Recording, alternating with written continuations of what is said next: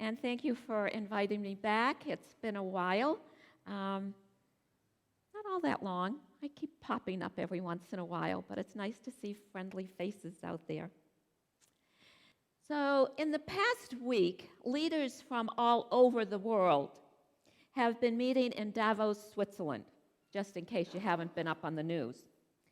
They've been meeting there for the 2020 World Economic Forum, centering on critical topics that have shaped our world and will continue to do so in the future. So one of these topics was global warming, or climate crisis, as Greta, Tintin, Eleonora, Iman, Thunberg, the 17-year-old Swedish climate activist, names it. I've also heard it called as climate chaos. She gave a presentation entitled, "Our House is Still on Fire." It stirred up just a little bit of discussion. But I'm not here today to preach on the world's climate issues.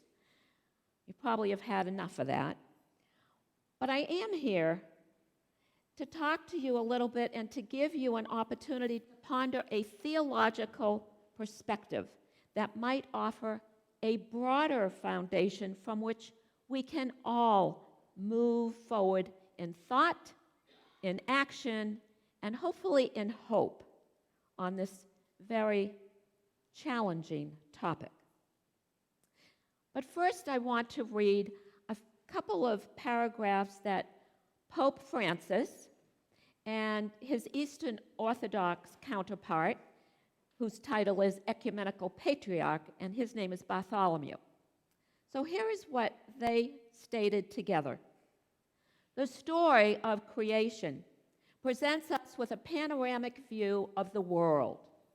Scripture reveals that, in the beginning, God intended humanity to cooperate in the preservation and protection of the natural environment. The earth was entrusted to us as a sublime gift and legacy for which all of us share responsibility.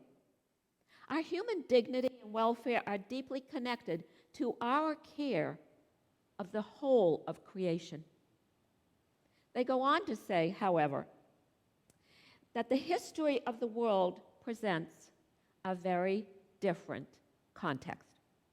It reveals a morally decaying scenario where our attitude and our behavior towards certain creations obscure our calling as co-creators, as partners. Our propensity to interpret the world's delicate and balanced ecosystems are interrupted. Our insatiable desire to manipulate and control the planet's limited resources and our greed for limitless profit in markets, all of these have alienated us from the original purpose of creation. We no longer respect nature as a shared gift. Instead, we regard it as a private possession.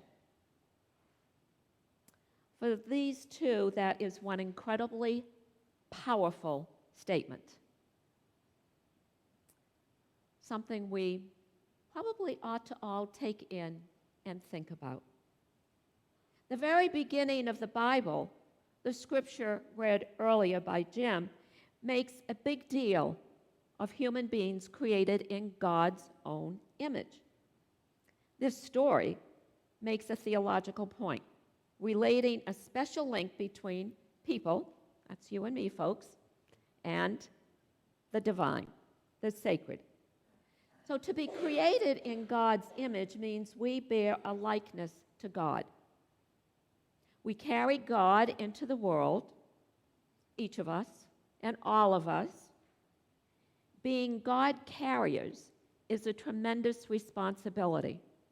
And I don't know about you, when I heard that term, God carrier, it kind of struck a note. Maybe for you, it'll give you a different perspective of who you are. Because the idea carries an implication that the universe experiences God because of us. We make God seen and heard and felt in the world. Perhaps you're a little bit more familiar or comfortable about that concept from the prayer of St. Francis. Make me an instrument of your peace. And it goes on and on about the many ways we as followers of Jesus Christ should be in the world. It's the same concept. We do, if one believes, carry parts of God's nature within us. As our Quaker sisters and brothers would say, there is that of God in every one of us.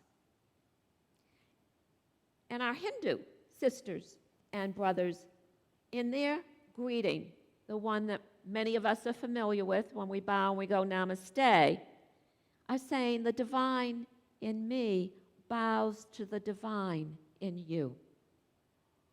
Each of us is capable of representing aspects of God's mercy, God's unconditional love, God's good expectations of this world, and God's meaning of justice.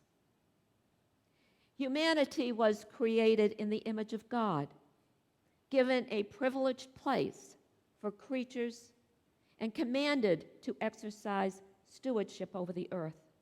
At least, that is basically the understanding of the Torah reading that was given to us today. We also read in that passage of God's determination to create humanity in our image, after our likeness. Now, some theologians have gone to the extent of trying to distinguish between the word image and likeness.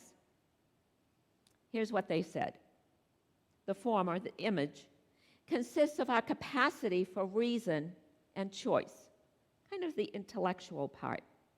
The latter, likeness, is more our moral and spiritual accountability to God and way of being in the world. That, for me, may be splitting hairs a little too much, and it may be a bit presumptuous for you, but there you have some theologians' take on what image and likeness are. Being uniquely made as the image, we have reason, we have soul, and we have consciousness. We live in relationship with each other, and we long for that social interaction. We are birthed into being, to be the imago Dei, the image of God. We are birthed into being stewards, caregivers, who are responsible for this little blue dot that spins in our very own universe. This little blue dot called the earth. The important part of all of this is that the image of God marks, consecrates us, separates us out of all other creatures. We are creative. Well, some of us are. Some of us are more than others. We are relational.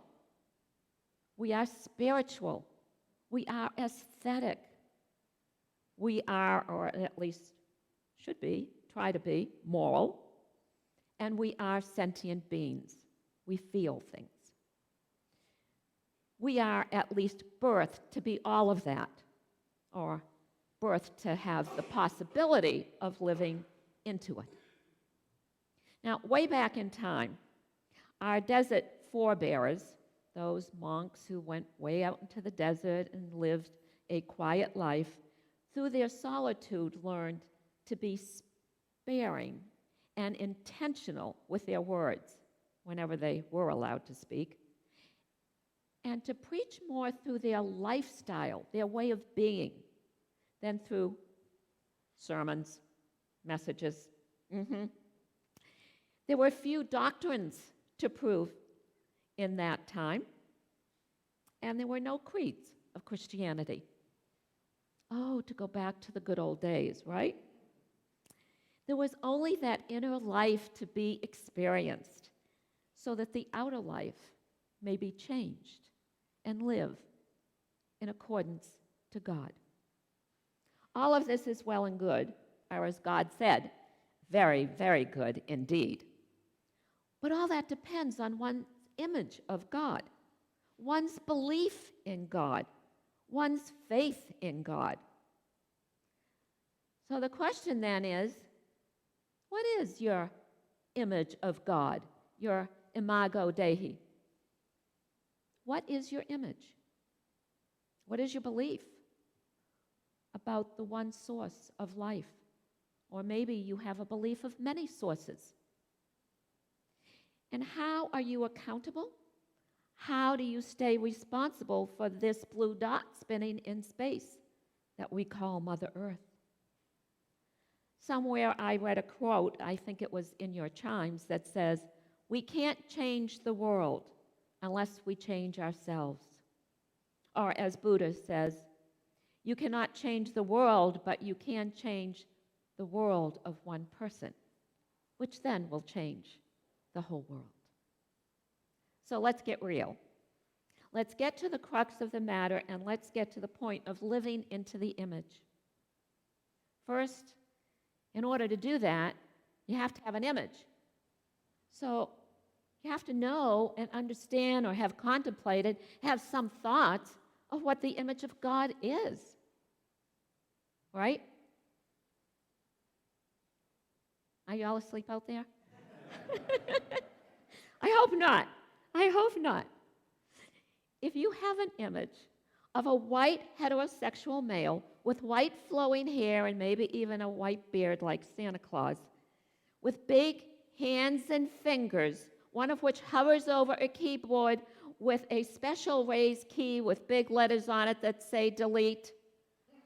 If that's your image of God, come see me. I'll give you a couple of, lessons, sessions, and spiritual direction, because, honey, you're going to need them. Who and what is God for you? What is your image of God? Genesis doesn't really give us this form image, at least not the passage that we read today. It does tell us a little bit about God. It intimates that God is more than a being. It is a likeness, our image. But then we have to ask the question, who and what is the hour? Yeah. For me, it doesn't matter about the hour. As the image of God has changed over and over as I go through life, live life, and it's been a little bit of a long life, so I've had lots of changes over the years, and come to know God in many forms, in many ways, through many faces, beings, concepts, and most of all, experiences. I've seen God in a burning bush. Truly, yes. Like that reading in Exodus, Moses. It was as I walked on a labyrinth on the grounds of a retreat center. And I know that you today, because we heard Barbara talk about it, there is a labyrinth in Lander Hall. And I full and wholeheartedly recommend that you take the time to walk that labyrinth. As you begin, maybe you put that prayer out to God. What is my image? And ask the question. Maybe something will come to you. Maybe you'll hear that still small voice. I have seen God through strangers, familiar faces, through nature 1,000 times over. And I've met God on a roller coaster. I've met God as I skydived. I've met God as I've swam in the ocean. And God, for me, and my favorite name for God is Holy Mystery. And I'm very comfortable with not knowing any form. But the heart of God, the Spirit of God, is love, it's kindness, mercy, grace, compassion, caring, consideration, forgiveness, and justice for all. Did I mention love? It's the most important. Well, I hope you get the idea. There are many ways of knowing God and living into the image of God, the Imago Dei, Try it on for size.